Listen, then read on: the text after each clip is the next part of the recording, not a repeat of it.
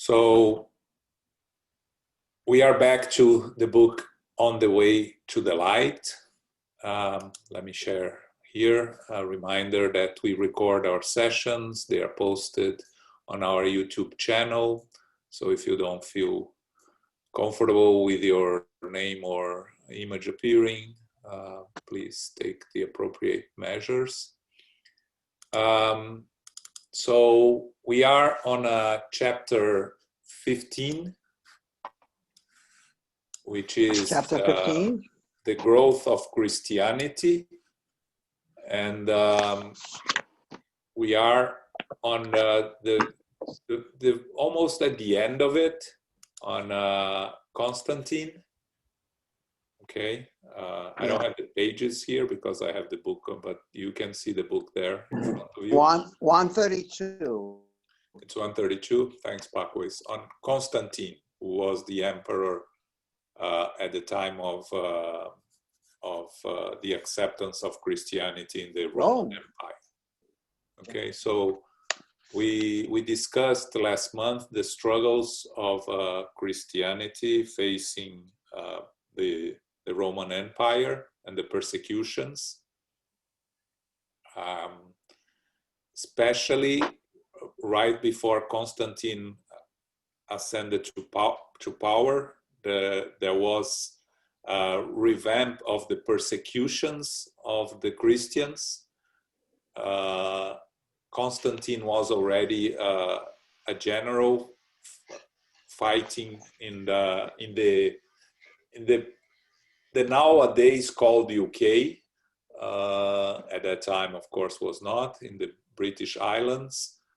His father was one of the emperors at that time. At that time, there were two main emperors and two junior emperors because the empire was divided.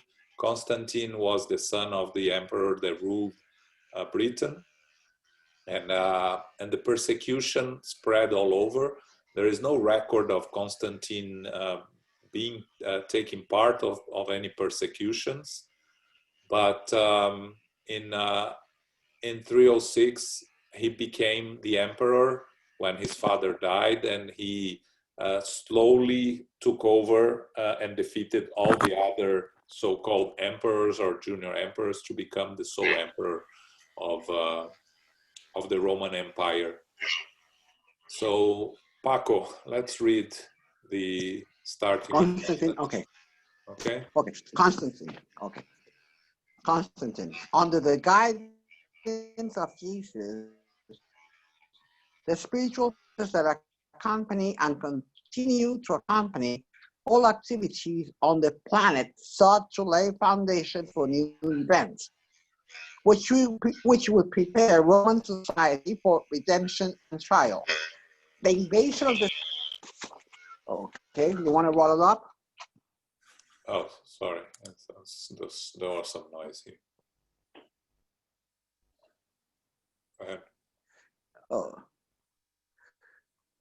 After Diocletian withdrew to Salona, exhausted from the duties of governing, a military rebellion took place acclaiming Constantine, son of Constantius Clavus, emperor against the wishes of the two Caesars who were the successors of Diocletian at Maximian.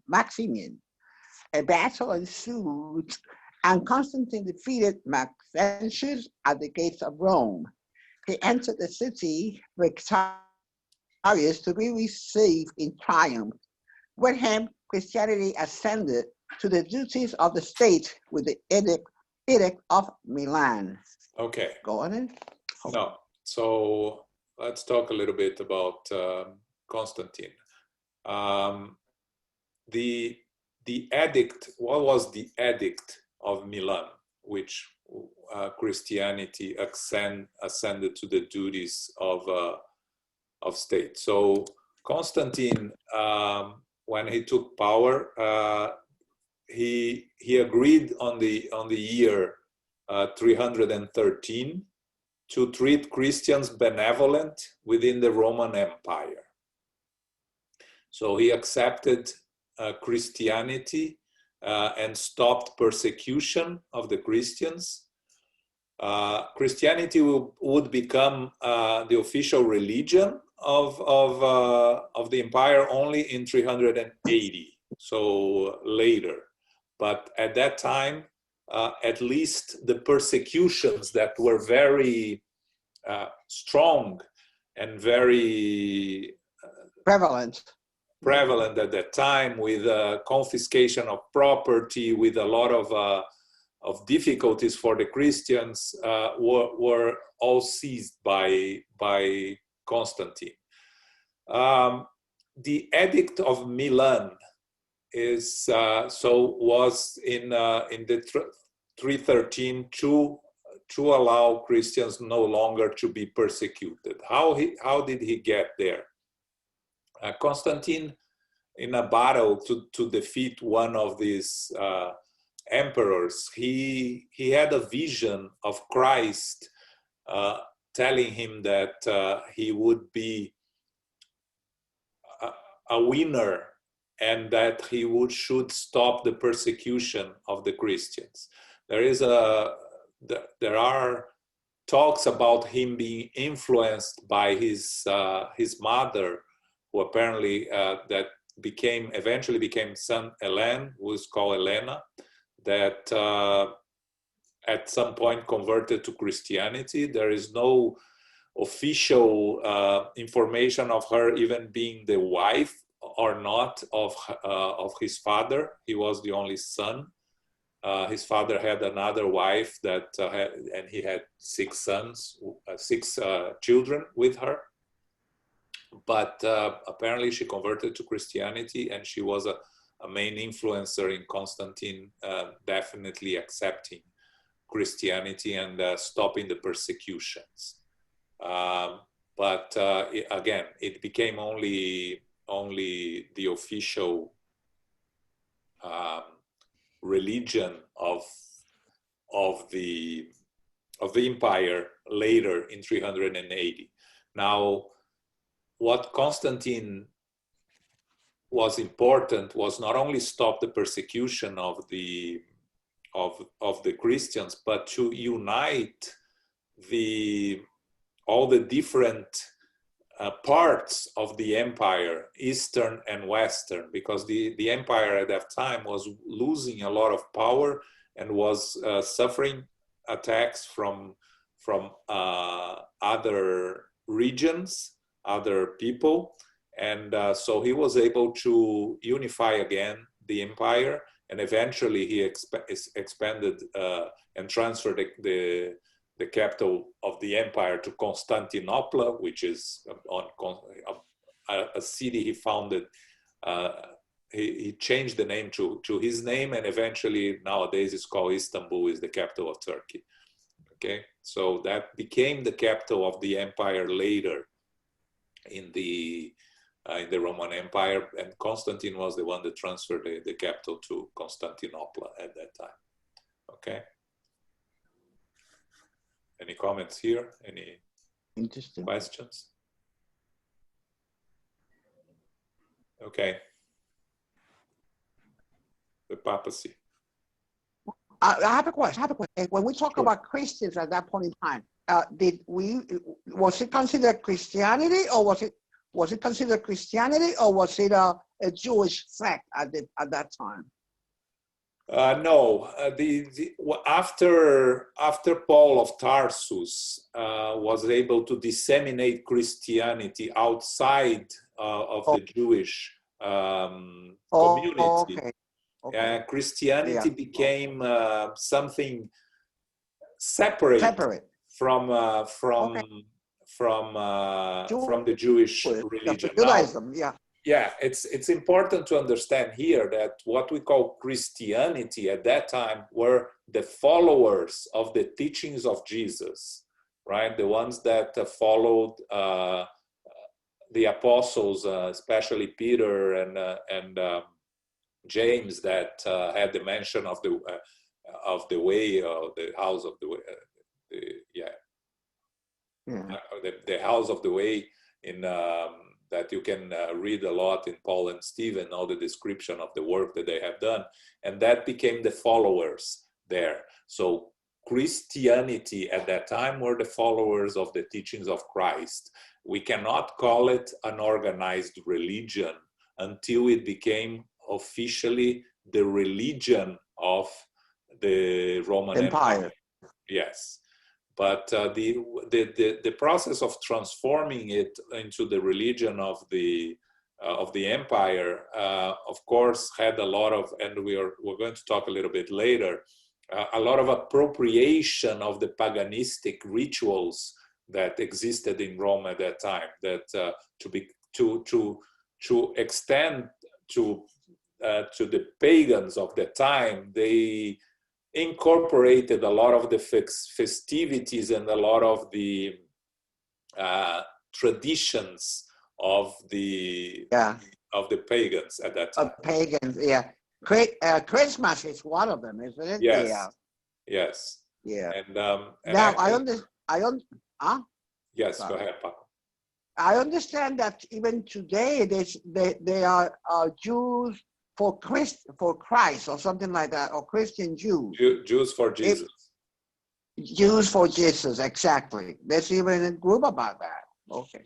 Yes, it's it's a small group that accepts Jesus as the Messiah that they have been waiting, which was really what happened at the time that Jesus came.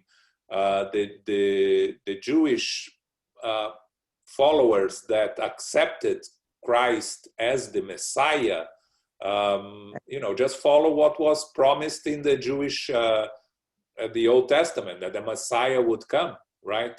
So they understood that Jesus was the Messiah and accepted him. A large part of the Jewish community did not accept him because they were waiting for a Messiah that would come and lead them to the domination in terms of dominating the other people, and not a spiritual domination that was what Jesus proposed to us. So the Jews did not accept him as a Messiah, the majority, because he didn't bring, he was not a winner in battles. And if you read the history of humanity at that time, especially, when you study about Constantine, they spend all the time fighting wars, invading and being invaded, and defending themselves and defending their territory and conquering other territories. So what the Jewish people was expecting was a Messiah that would come and expel the Romans and dominate, actually win over the Romans and dominate their lands and other lands. So that's why they couldn't accept a Messiah that would bring the message of love, of loving your neighbor, exactly, and loving God. And my world is not of this world, and this sort of speeches that Jesus made at that time. But again, going back to Christianity, so until Christianity became the official religion of the Roman Empire, what we had was really followers of Christ, in the sense that it was not an organized religion as it became later. Okay. Go ahead. Anyone else? Okay, go ahead. Okay, the papacy. From the 10th persecution onward, Christianity had been regarded in Rome as a defunct doctrine, but the masses agents did not rest in their noble efforts to make his generous principle accepted.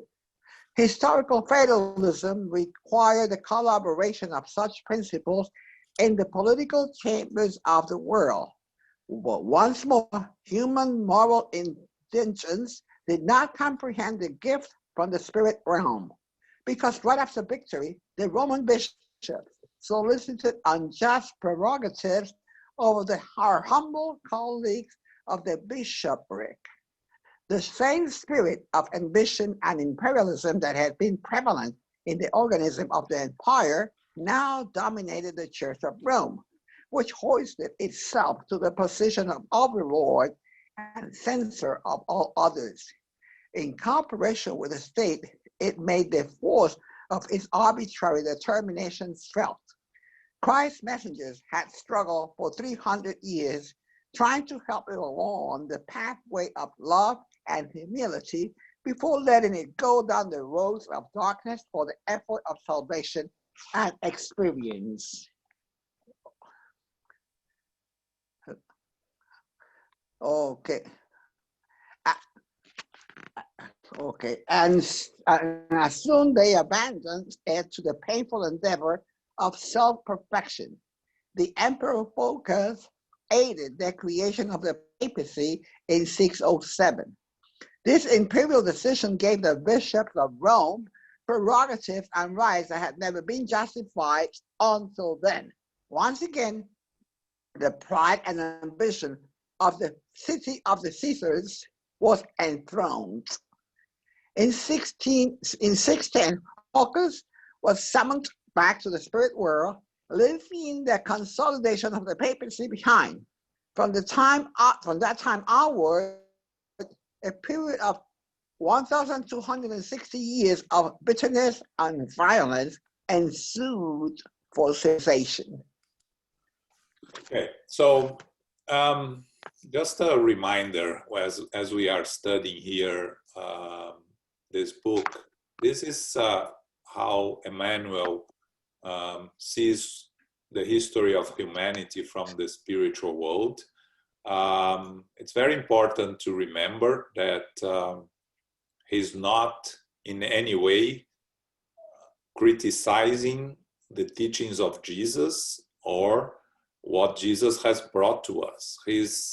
When he talks about the deviations that we as humans took from the teachings of Jesus, he's trying to show us why humanity has faced so much struggles and so much difficulties in progressing, and how much we deviated from the teachings of Jesus by creating dogmas and creating organized institutions that ruled and imposed their will over others. So when we talk here, and he goes back and forth in time here. So when he talks about the papacy, let's first understand that, because here in the end it can give the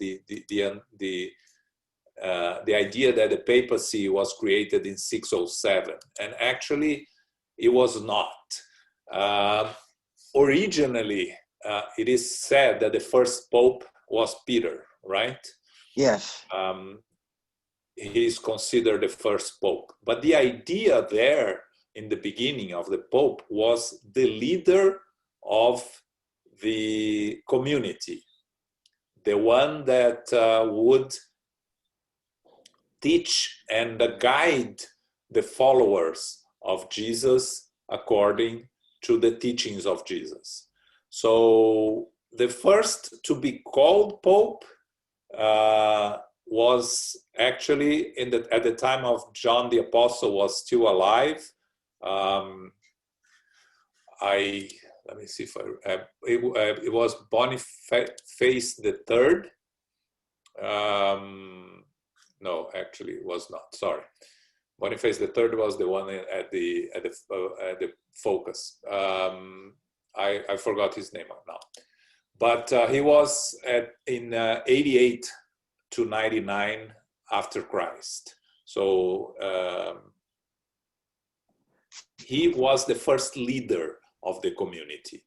Now, from that time on until what they say here, 607, there were leaders of the church that were called popes, and you'll find names of popes, but also you will find different popes or rulers that in the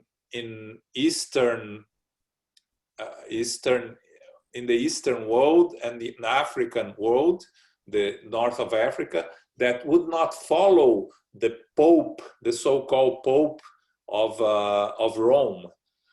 So what Pope Focus did in 607, this emperor that actually lasted very, he was very short his term. He went back to the spiritual world. He reigned for, he was in power for not many years.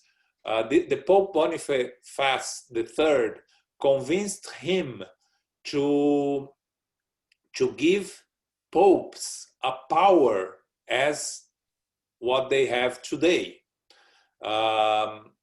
meaning that the Pope will be the ruler and the heir of the solely voice of Jesus in the world.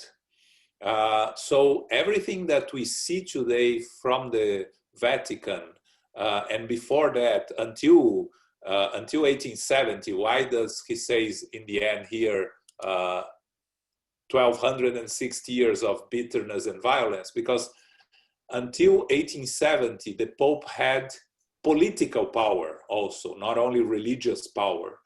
There is a very large domination of the church over the inhabitants of, especially of Italy at that time. Italy was not a country, was a combination of small lands ruled by kings, and one of them was the Vatican and its surroundings. Rome was ruled by the Vatican until 1870. So in 607, what Focus gave was the Pope absolute power, political and religious, over all others. Of course, he was not immediately accepted. He created some issues, but in reality, that's what it became, was when the Pope became absolute over or the ruler of the church. Now, the idea behind Pope and nowadays cardinals, but at the time of that the papacy was created, you had bishops, you didn't have cardinals yet, was based on the apostles, because you had Peter as the main apostle, main follower of Jesus, or the teacher of the others and the other apostles. So the idea was that the bishops would be the apostles and the Pope will be the leader of the bishops. That was the idea behind what you see today in the Vatican as the Pope and the cardinals, and then they created other layers of roles for cardinals and bishops and so on and so forth. But what Emmanuel is saying here is that Christianity at that time, again, it didn't exist as an organized religion. And when later in 380 was recognized as the official religion of the Roman Empire, together with that, the Roman bishops received prerogatives and became rulers in a sense of those below them. They became powerful in terms of material possessions, and we know how the church accumulated power and wealth throughout the years. So that's what Emmanuel is saying here, that at that time it began the domination of the church and the involvement of the church with politics and with interfering in their daily lives, and also from becoming persecuted to become persecutor, because then they started to impose their beliefs in the in those that didn't want to follow. Actually, at the time of Constantine, when he allowed the Christianity to be free, he was also, the Edict of Milan allowed the Jewish and the pagans to follow their own beliefs without being persecuted. The religious persecution ended with Constantine, not only to Christians but to all others. But when later, when Christianity became the official religion of the Roman Empire, they start slowly forcing it to be imposed upon others, and that's what Emmanuel is kind of telling us here, that what happened is that we that we're all there started to be the overlords and censors of all others. So we see this throughout history, that the persecuted become persecutors once they take over, they reach power. There are very few exceptions to that, and the exceptions are clearly what we can call the more evolved spirits. And one very important recent example of that is Nelson Mandela in South Africa, right? Because instead of becoming persecutor, he embraced all different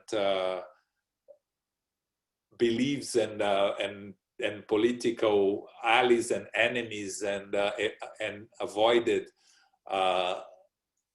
the persecution of the whites that have been dominating South Africa for many years. So these are the exceptions, because normally the persecuted become persecutors once they take power.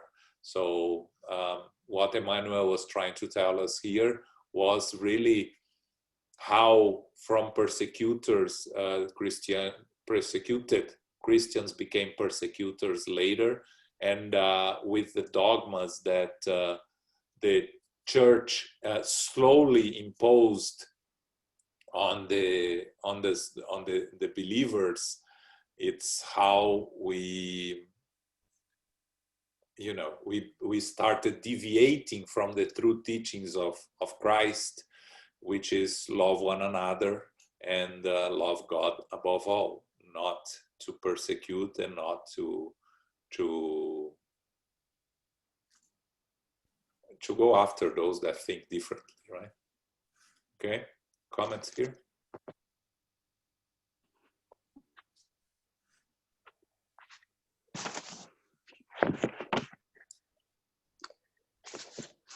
Okay, so we are moving to a different chapter, but we're going back to the time of Constantine. Okay, so we're going to talk a little bit more about Constantine and what happened in this transition. Okay. Okay. The church and the barbarian invasions, Christianity's victories. On his road of accomplishments, Constantine implemented a new administrative organization for the empire, an organization that had begun with Diocletian. Constantine divided it into 4 prefectures composed of the East, Illyricum, Italy, and Gaul. These, in turn, were divided into dioceses headed by prefects and vicars. With his influence as a victor of Adelphian Bridge, Constantine called the Ecumenical Council of Nicaea to combat the schism fomented by Arius, an Alexandrian priest who denied the divinity of Christ. As a result of this ecclesiastical parliament in 325, the first Catholic dogmas assumed the force of law. Constantine was succeeded by his sons, who did not follow in his footsteps. Then Julian, Constantine's nephew, came to power and to the detriment of the Christian doctrine, he attempted to restore the old gods, although he realized the inefficacy of his attempt. Around the year 381, Theodosius rose to power and declared Christianity to be the official religion of the state. At the same time, roll it up, please. At the same time, at the same time, he ordered the extension of the last traces of Roman polytheism. It was then that all the peoples recognized the great moral power of the doctrine of the crucified one, for which thousands of human beings had given their lives in the arena of martyrdom and sacrifice. Upon seeing the emperor in 390 kneel humbly at the feet of Ambrose, Bishop of Milan, in contrition for the cruelty which he had put down the revolt in Thessalonica, I guess. Thessalonica. Yes. So we're back to Constantine here. In terms of historical importance, Constantine was a very powerful emperor that made a lot of contributions to the stabilization of the empire. The empire was going through difficult financial times, and he organized, and he actually went to create the gold as the coin, replacing silver in order to organize the finances. There was inflation and all these things we hear today. What was happening already at that time. He took power by defeating the other emperors, but he divided the empire in 4 different, what he called prefectures, where he had governors on each of these. In East Illyricum, Italy, and Gaul is the region of France and England or Britain. East is in what is Constantinople, and Italy is Italy. Illyricum is the part that covers Romania, Bulgaria, Greece, and all that part of Europe. And so he organized very well the empire and allowed the empire to rebuild itself and reaffirm their domination in the world at that time. Now, when he was already, you remember, we spoke about him stopping the persecutions, but very important in Constantine's rule in terms of the religious aspect was this council, the Ecumenical Council of Nicaea. This was the first ecumenical council called. There were several others, and the church does it until today. These councils, this so-called a council of Christian bishops, let's say. So why this first one was important? Because at that time there was here this what's so-called schism that was fomented by Arius. What did Arius wanted? Arius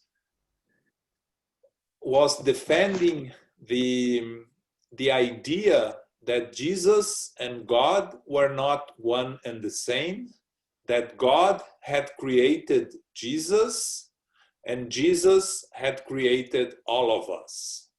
And the other side defended the Holy Trinity as we see today, meaning God, Jesus, and the Holy Spirit are one and the same, and they are all divine. So still believe that. I'm sorry to interrupt. They still believe that? Yes. Okay. Yes. So when we talk about one of the big differences between the Spiritism beliefs and the other Christian beliefs is that for Spiritism, Jesus was a spirit that was created like all of us, that reached perfection, that is the governor of the planet since the planet's creation, but is not God, is a perfect spirit. God is, is the creator and the origin of everything. Jesus was created like all of us, a simple spirit that reached perfection, of course, way before us, because he has been responsible for this planet since its creation, so a good 4 billion years. But you can imagine when we think about the understanding of Jesus and God and everything. Here we are 2,000 years later, and we still don't have an understanding of God, and we still don't have an understanding of the teachings of Jesus.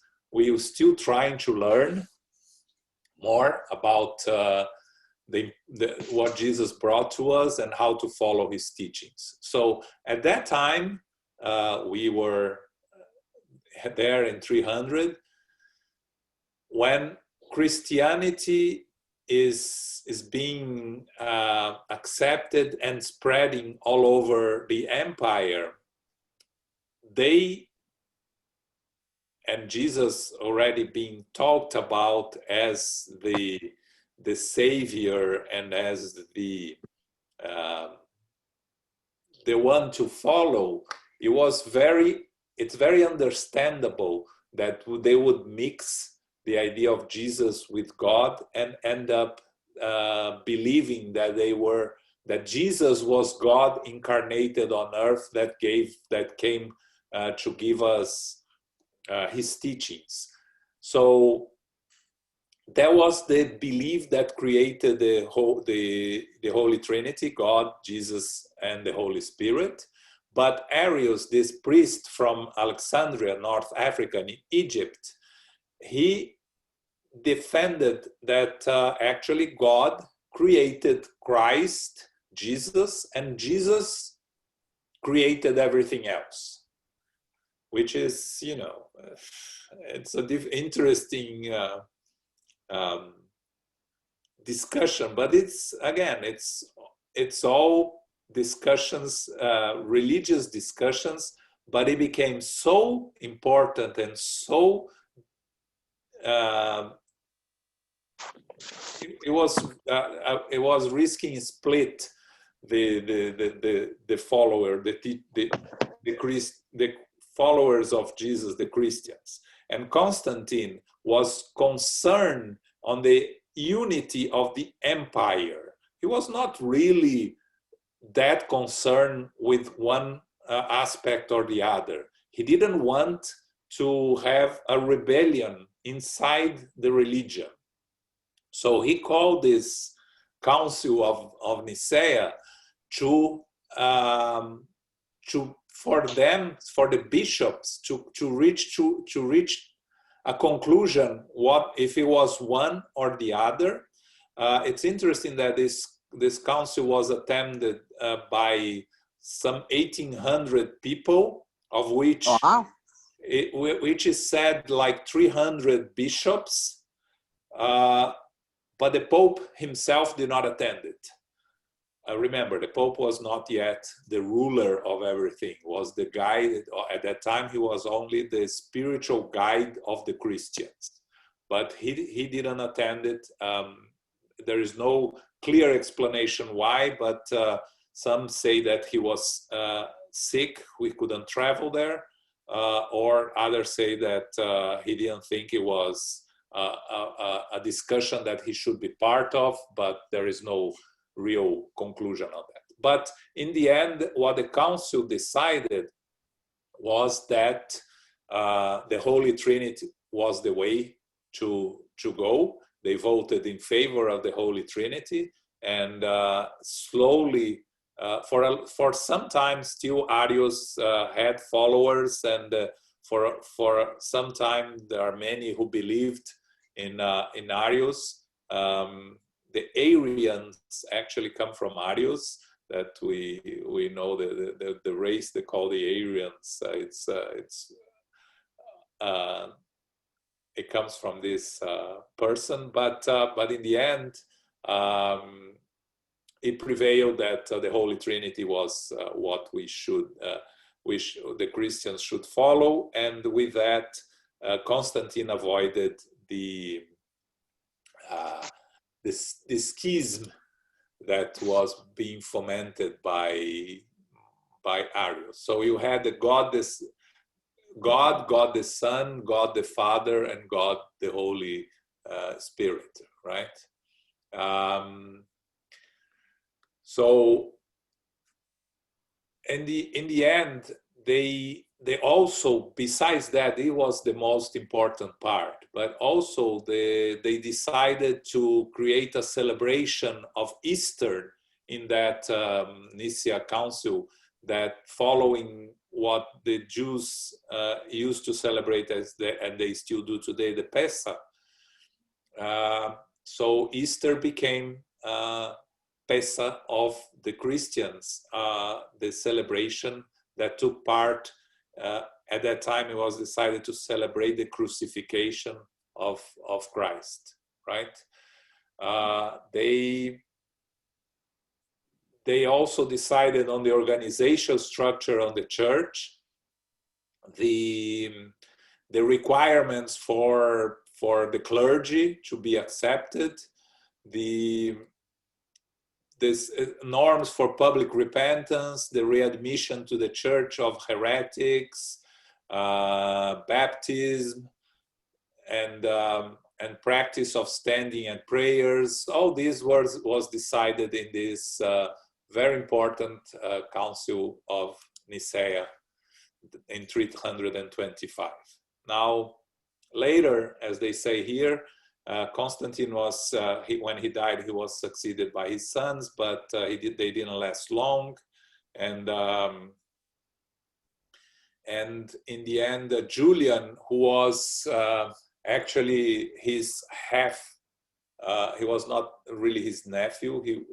Well, actually, he was grandson of his father with the other wife. He came to power, and he tried to start the persecutions against the Christians again. Remember, Christianity was not yet the official religion of the empire, and he attempted to restore the old gods, the pagan gods. But he wasn't very successful. He was overthrown, and then when Theodosius rose to power in 381, he was the one that declared Christianity the official religion of the state. But by doing that, of course, with a heavy hand, he ordered the extinction of the last traces of Roman polytheism, so that everyone should recognize Jesus as the leader, and you shouldn't praise any other gods or any other leaders. He was this passage here, that when they say that they knew humbly at the feet of Ambrose, Bishop of Milan, he did this revolt in Thessalonica. He really did a massacre of those that revolted there in Thessalonica, and this Bishop of Milan, Ambrose, didn't want to recognize. He was the leader of the church at that time, and he didn't want to recognize Theodosius as the leader of the Roman Empire. And Theodosius, when he kneeled humbly, accepting and in the Pope, let's say, at that time, as Ambrose was, and he repented for the massacres. That's how he was accepted and followed as a leader. Okay. Questions, comments here. A lot of information, a lot of political background here, but it's important to understand, to combine what Emmanuel was saying here with the historical events that happened at that time. But it was all politics, you know? Isn't it everything all politics until today? That's, I like that. I like that. Also, quick question. Wasn't also the concept of reincarnation sort of banned or wiped out from the Council of Nicaea? Something around that time? I mean, it just sort of flatlined it? Yes. Wiped it off the map, so to speak? Yes, you're absolutely right. We don't find this in the historical teachings or when you research, but yes, the concept of reincarnation was wow, that's very discarded. Again, we have to understand that the concept of reincarnation was not fully understood. There was a lot of confusion between reincarnation and resurrection. Again, resurrection is coming back from the dead in the same body that you previously had. Reincarnation is coming to a new existence in a different physical body. Okay? And they didn't have these different concepts clear. But it is said that Constantine was influenced by his wife to force the prohibition of the belief in reincarnation at that time. You are right, Carol. It was in that council of Nicaea. No, not this first one. The Nicaea was 325. The Justinian was in the 60th century. Oh, so yeah, okay, I'm mistaken here. So it was Justinian that Justinian and Theodora in the 6th century. Okay. They were the ones that flatlined, that killed the concept of reincarnation in the 16th century? 6th century. Am I? 6th. Oh, on the 6th century? Yeah. Okay. Okay, I stand corrected here. It's okay. It was the second, I think it was the second council of Constantinople, 550 something. Okay. That's when the concept of reincarnation was like she said, flatlined. Yes. Yeah. Defeated. Okay. Okay.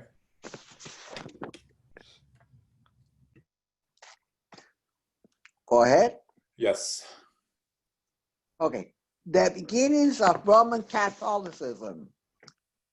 Christianity, however, no longer demonstrated the same humility as before. Its crosses and chalices of gold and jewels recall very little of the rustic wood of the glorious era of the apostolic virtues. Its councils, such as those of Nicaea, Constantinople, Ephesus, and Chalcedon, were no longer assemblies that replicated the peaceful and humble gatherings in Galilee. Its unification with the state was a multiple grand displays of wealth and prideful vanity, in contrast with the teachings of the one who did not have a stone on which to rest his tired head. The ecclesiastical authorities realized they had to fanatize the people in order to impose ideas and concepts on them. Rather than educating the soul of the masses regarding the sublime lessons of the Nazarene, they gave in to the preference for outward solemnities and the easy worship of external rituals, so much to the taste of the old Romans who had shown little inclination toward transcendent matters. So what we see here is what we discussed a little bit, right? As they rose to power, the Christians, Christianity, they forgot. You said it, yeah.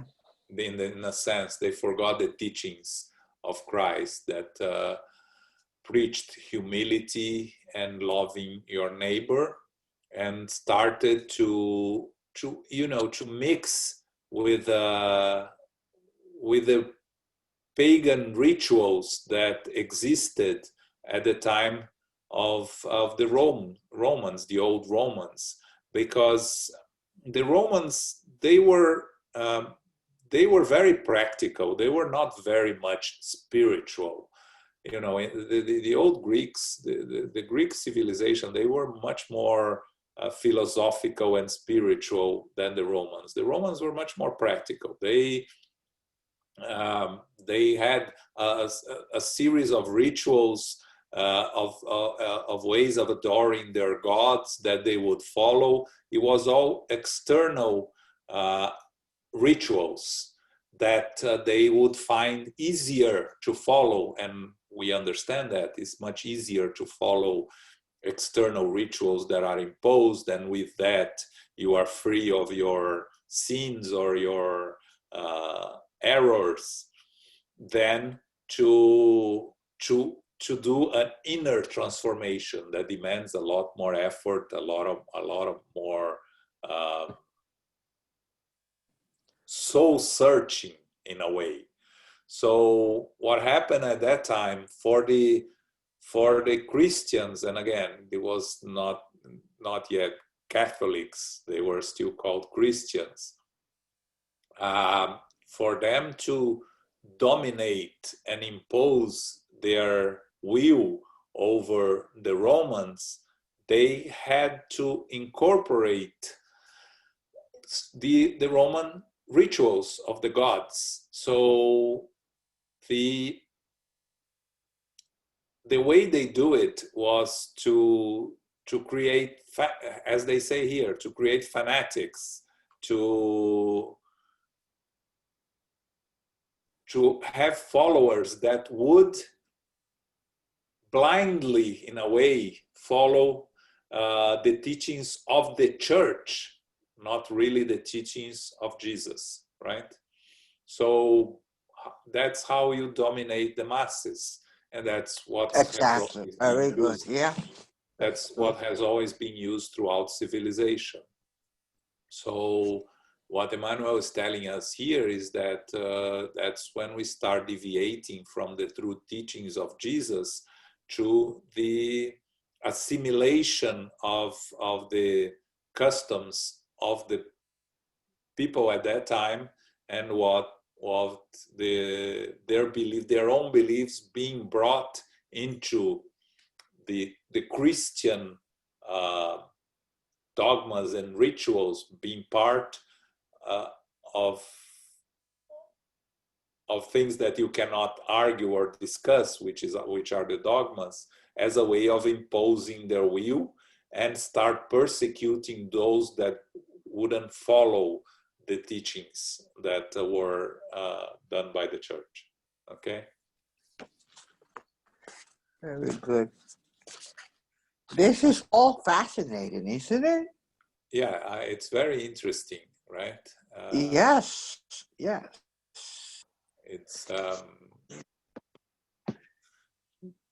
yeah, it's very, very fascinating. It started being called specifically Catholic Church when you had the divisions, right? The Orthodox Church that separated in 1000, more or less, around the year 1000, that the Eastern Orthodox Church is separated from the.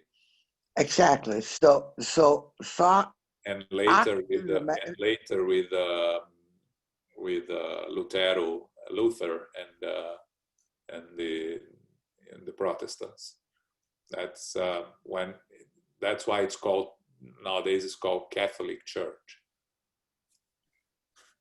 Okay, there was a schism between Constantinople and Rome. Am I correct? Yes. There were two churches. Yes. Because you said that the Rome. the Pope or the Bishop or whatever the Pope did not attend council. Yeah. So that's when you have the schism between Constantinople and Rome. Okay. Yes, but that comes a lot later. That comes more or less in I think it was around 1000, something like that. We will see that Okay. in this book. We have this seed right here. Yes. If you think of it, you have the conflicts. When you start, when powerful people have different beliefs, then it's when you have to start having problems, right? Because when you have people have different beliefs but have no power, they remain very restrict on their ability to expand their beliefs. But when you combine strong beliefs with power, that's when the imposition starts, and people start to fight over different beliefs. Yeah. Oh, I could say also powerful people. Or I could say also that there are powerful people who are narcissistic, who are unable to compromise. Yeah, that's a whole different discussion, but absolutely, yes. But religion in the end is a very powerful way of dominating, and it has been used to dominate people, from the beginning of civilization. And you said it. More so over after what we are discussing here, when it became the church became the power that dominate politically the world. Yes. Okay. Yes, Carol. Trying to unmute yourself there. Yeah, no, sorry. Carol has a question. During this time, did the pagans then go underground, or did they just become blended, like to become Christian, quote unquote, pagans, but they sort of hid that? What happened to them? I guess they spread. I don't know. It's interesting. Actually, they were forced, in a sense, to convert, and slowly they disappeared. There was not a clear persecution of paganism in terms of massive killings like you had against the early Christians, but there was persecution. There was some killings for those that wouldn't convert, but eventually, slowly they all ended up converting to Christianity. So, at that time, it kind of disappeared by itself without with some imposition, but not a widespread persecution. Yeah, I think that in a way it never disappeared. We still have today, people that worship their crystals and and candles and some images. But the thing is, I think that at the time the church was much more worried about side religions that were like, assuming being like a branch of Christianity and trying to debunk the Christian beliefs, and of course condemning their the way they lived, etc., because there were always the ones that were more radical in a sense. So I think that from what we read in history, the church was more worried about fighting what they would call the heretics than actually the politists. The politists, I think they lost their prestige altogether in many of the places. So they're focused on more what they would say the heretic ideas. Okay, Luis? João, I don't know. My reading is that the church at this time was essentially a power structure, a succession of the Roman Empire as a power structure, struggling to, remain in control. So I don't know if I'm reading correctly, but what they really feared was exactly what you guys said a few moments ago. The heretics, on the sense that they were revolutionaries and they could cause the breaking of the power structure. So it was essentially less to do with religion and Christ, and much more to do with establishing a power structure in a way to control the masses. Is that it? Yes, I fully agree. So what you have there at that time was the political power. You had the emperor that had the so-called political power, and you had the church who had the religious power, and together they will rule the empire. And for both of them, they didn't want to have any divisions within the ranks. So that's why they worked together, and whenever it was needed, one to use the other. So the church would use the military power of the government, and the government, the Caesars, would use the religious power of the church to control the masses. It's exactly that, a combination of both.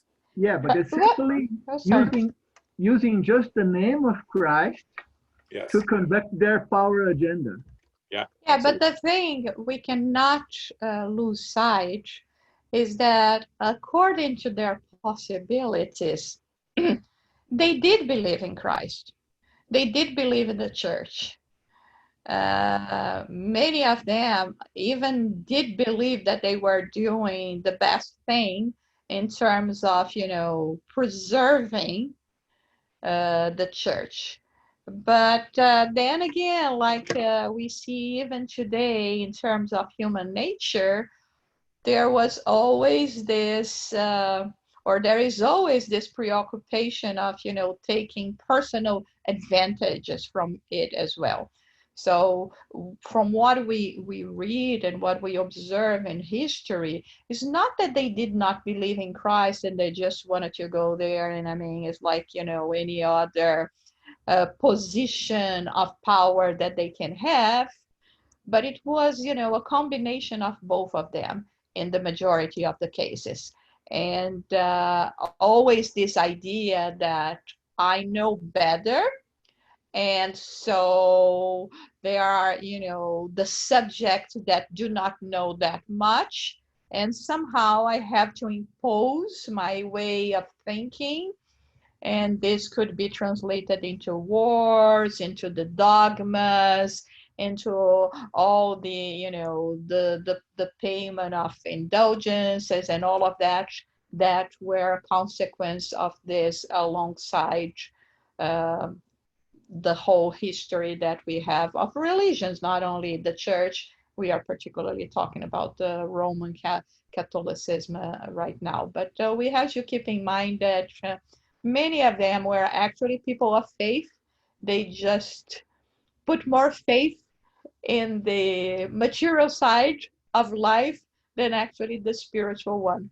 But they were people of faith. Okay. Right. Anyone else? Okay. So let's go, Paco. Church of Rome. Okay. Yeah. Roll it up. The instruction. Okay. The Church of Rome. Okay. The Church of Rome. The Church of Rome, which even before the official creation of the papacy, considered itself to be chosen one of Jesus and fancy itself to be guardian of Peter's consecration, lost the opportunity to strengthen its unjustifiable primacy over its congeners at Antioch, Alexandria, and the other great centers of the time. Heir to Rome's customs and multi-secular character, it sought conformity with the doctrines considered as pagan by posterity, therefore modifying the purely Christian traditions, adapting texts invented uncalled for novelty, and finally organizing Catholicism upon the remains of the distorted doctrine. The bishops of Rome took advantage of their congenial understanding with the political authorities of the state and imposed their arbitrary innovations, which ran contrary to the sublime aims of the teaching of the one who had proclaimed humility and love to be the great road to redemption. Thus appeared the new dogmas, new doctrinal modalities, the worship of icons in the churches, and the extravagant feast of outward worship, nearly all copied from the customs of anti-Christian Rome. Okay, so here, more of what we were discussing, but it's important here to differentiate here when he talks about the Church of Rome, meaning Rome was the capital of the empire, but there was Antioch, Alexandria, and other great centers that had their own religious organizations and religious beliefs that were, in a sense, with some differences from what we saw in the Council of Nicaea, right? So the Church of Rome tried to impose their will and dominate the others. And how they did that, exactly what we just discussed, using the political power of the Roman Empire to impose their will. But in order to, so that's why they needed this, the support of the Romans, the population of Rome. And how do they get the support? By integrating their dogmas or their beliefs and their customs into the beliefs of the church.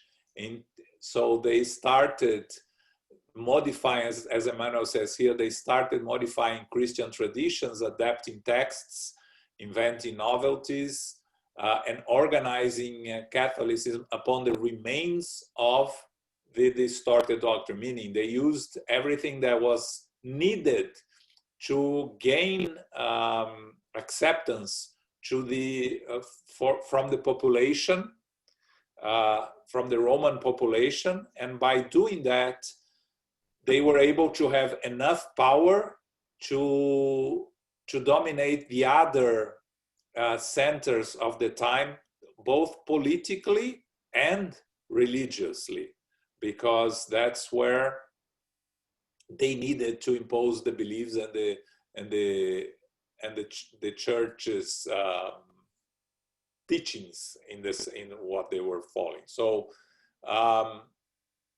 what Emmanuel is telling us here is how the distortions and how and why the distortions appeared and how they began spreading as always as a political necessity of domination that made the church start adopting some of the pagan traditions and festivities and other things that were convenient and didn't deviate a lot from the original teachings that they had. Okay, Carol? Yes, it's fairly shrewd because they had the coffers or the financial offset or well-being from both factors, the church and the political. So yeah, it's a pretty powerful means to achieve the goal. Yeah, you see there one political power needing the other religious power, and how together they could become very strong. And that's what they are really aiming here, right? By uniting their forces, dominating the material world. In the end, contradicting exactly what Jesus came to do when he came and said, my kingdom is not of this world. And so they apparently forgot that and decided to dominate politically the world and impose the religion upon the world. So that, of course, is the cause of many issues, many problems that we had throughout history of religious persecutions, right? Using the political power, because the church itself in the beginning, eventually the church even had the armies later. Later the church had their own armies. When the Pope became the ruler, the sole ruler of Rome, when the empire moved to Constantinople, then they had their own armies, and the Crusades are a consequence of the church having their own armies. But at that time, at the beginning, who had the armies was the empire. So they used the armies of the empire to dominate the others, the rebels, so to say, or people that had slightly different beliefs, because it was not really very completely different beliefs. Because if you think of the what we were discussing before in Nicaea, right? It was, if Jesus was the Son of God, or Jesus and God is one of the same, of course it's huge. You cannot diminish the importance. But this sort of discussions was discussions within the religions of small things, and they felt at that time the need to impose their truths and their beliefs to everybody, in terms of for the purpose of unifying everyone and submitting everyone to one and only ruler, meaning the empire. Okay. Questions, comments? No. In the early Christianity, we, like I say, dogmas and modalities and the worship of icons. So in the early Christianity, we did not have icons, did we? Like, we did not have an icon of Jesus Christ, how we use we did not have that, did we? No, we did not. And actually, what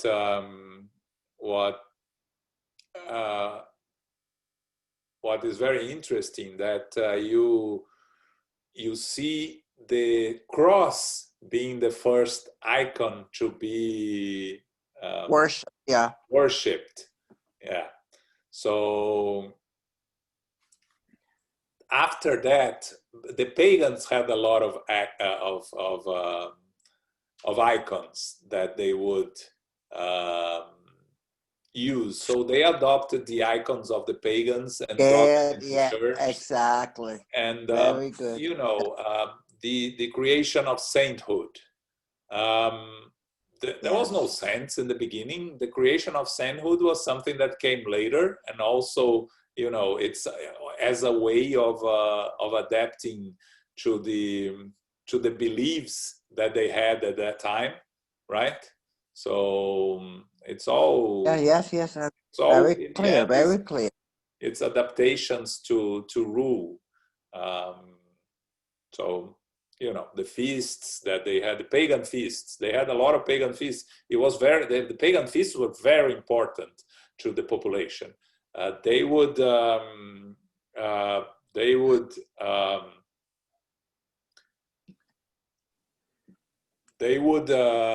use as an important distraction for the for the workers and everything. So they couldn't do away with the feasts. They couldn't prohibit the feasts. So they had to adapt and bring the feasts into the into the beliefs, in the Christian beliefs. So as a way to appease You know, the population. you call it you call it distraction, adapting. You know, I call it manipulation. You know. Yes. Okay, we can always agree to disagree, Joe. Okay, Joe. Okay, we can always agree. You know, you call it adaptation. You know, but okay, I call it manipulation, political manipulation. But anyway, that's another issue. Yeah. Okay. Go on. Yeah, let's do one more and then we stop. Yeah, the destruction of the empire.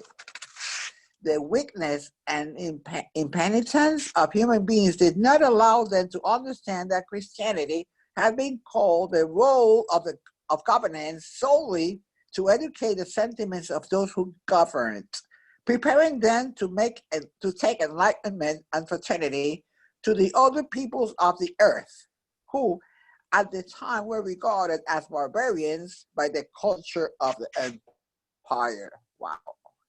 In spite of all efforts to the contrary by Jesus' messengers, Boniface III created the papacy in 607 in frank disregard for all the dispositions of humility that should have governed the life of the church. Oh, can you roll it up, please? Roll it up. Yeah. The church. The forces of evil allied to human thoughtlessness and vanity have obtained a relative and transitory triumph. Even so, in the sovereign light of the Lord's mercy, the spirits of the higher realms met and adopted new measures concerning human progress. Every resource possible had been lavished on Rome so that its political and intellectual expressions could be spread throughout the earth, reaching all peoples in the same embrace of love and unity.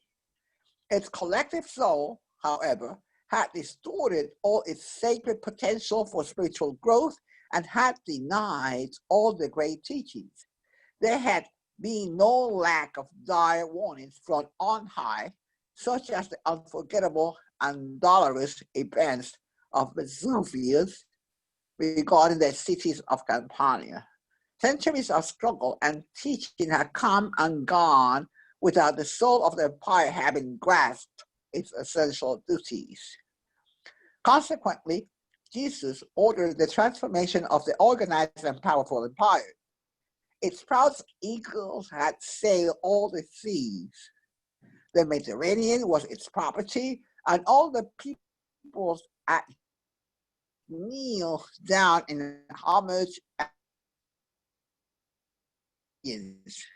But an invisible force snatched away and its others to a pile of ashes.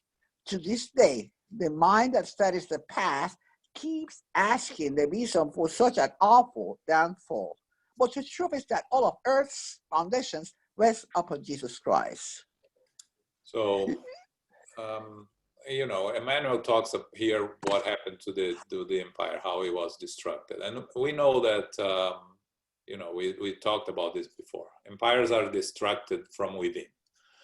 The destruction of empires happens from within, not from external factors. So the corruption and the weaknesses that happen inside the empire is what always ends up destroying them. Now, in terms of spiritual evolution here, the idea of the domination of the Roman Empire was to educate the sentiments of those governed by it, preparing them to take enlightenment and fraternity to the other people of the earth. So what the idea of the Roman Empire, and we see this as the Roman Empire dominates the world, was to bring enlightenment using what they had from the Greeks, but the concept of fraternity.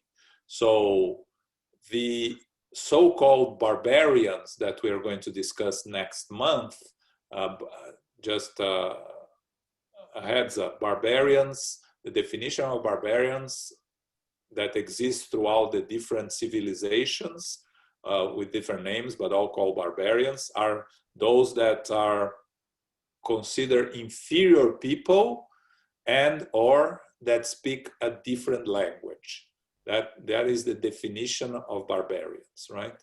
So every civilization consider those that are that speak a different language or that live outside their own world to be inferior, and they call them barbarians. And we can see this up to today. We no longer call them barbarians, but we throughout the world still see those from other places that think different than us as inferior. So we haven't changed that much.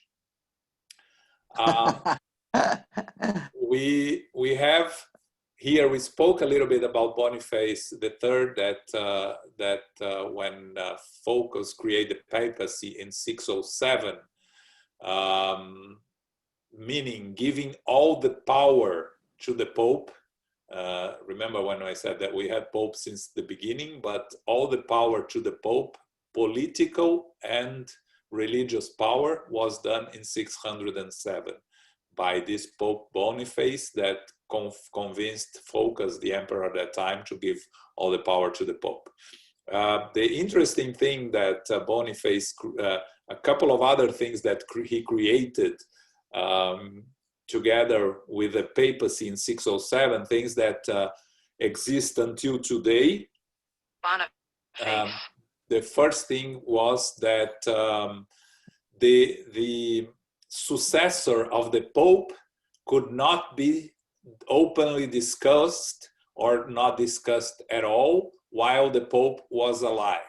Because at that time, until that time, of course, there was a lot of intrigue and discussions who would be the next Pope while the Pope was alive or was sick or something. And he passed a prohibition that there would be any discussion on the next Pope. So you don't see, of course, there is talk, always talk, but you don't see open talks until today of who's going to be the next Pope. Of course, you have speculation by those that are outside the church nowadays, where we have much more freedom to talk about these things, journalists and everything. But inside the church, there is no discussion and there is no open talk about it. The second thing that was very interesting that he imposed was that for the following 3 days after the death of the Pope, nothing could be done in terms of choosing the successor. The council to choose the successor of the Pope could only start 3 days after the death of the Pope, which is still something that is done today. And, you know, you can call it coincidence or you can call whatever you want, but Spiritism talks about 72 hours for the complete separation of the physical body, the spirit from the physical body. And the Pope imposes a 72-hour space between the death of the Pope and the beginning of the discussions of choosing the new Pope. So I thought it was two interesting things that Boniface III, when he created the papacy, wow, interesting, very interesting, as an absolute power in 607, also brought. So again, just to conclude here, you know, we had the Roman Empire with all sorts of abuses, and the warnings that Emmanuel says, the Vesuvius was maybe a warning, the eruption of the Vesuvius that killed, that destroyed Pompeii and the surrounding cities as a warning for the empire. But you know, if the empire does not take heed of the warnings, it ends up losing its power and being destroyed. And slowly the empire was destroyed in the beginning in Europe when it moved to Constantinople, and eventually the empire lasted another good 1,000 years on the eastern side, until the end of the empire, which I believe was around 1000 or something like that. But in Rome, it ended with the barbarian invasions around 600, something like that. But we'll talk about that next month. Okay. Any final comments, questions on this?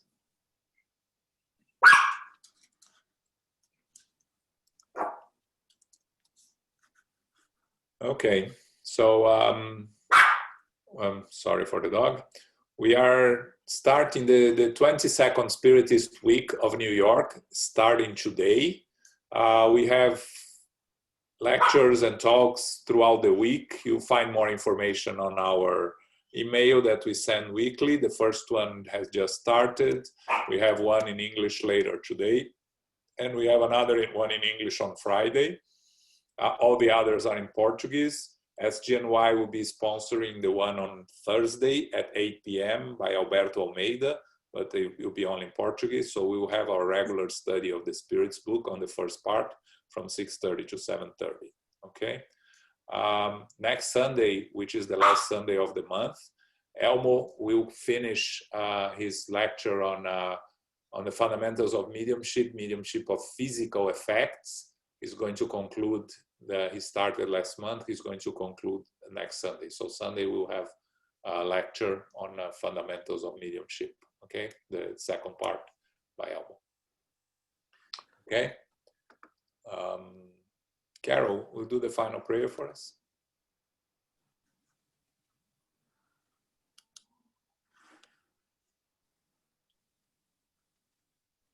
Infinite Creator and Supreme Intelligence, we are grateful to be together today to study on the way to the light. We are grateful for the knowledge that we have received, the fine points of the early days of Christianity and the arising and the falling of the Roman Empire. We are grateful for these details from the point of view or from the Spirit Emmanuel. Today we give great thanks, and we are hopeful to receive the blessings of our spiritual benefactors, the good spirits, the mentors, and the protector spirits. They are guiding us every day in every way. We are truly grateful for their presence, for their inspiration, and to help us to do the good works, to keep our attention at a high level, and to go deeply inward, to also prepare ourselves for the unfolding of our consciousness. We are truly blessed. May we continue throughout the week with our prayers, with our studies, with our mindfulness, and with our contemplations.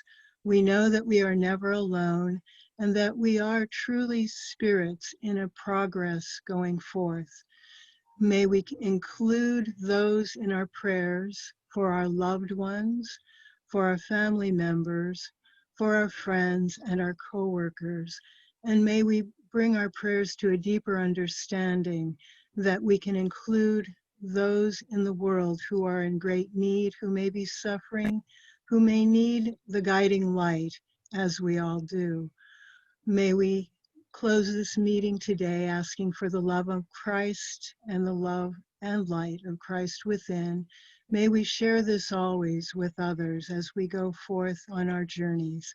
We know that we all have a particular talent or a skill that is so needed in this world. May we humbly bring this forth and share it as we are able to do so. We know that we can do our part, and this will enrich our world and will also spread the valuable qualities of Spiritism as we know it. We close now and ask for inner peace. We ask for the blessings of love and light. And may we go forth now as beacons of light. Go forth now in peace. So be it.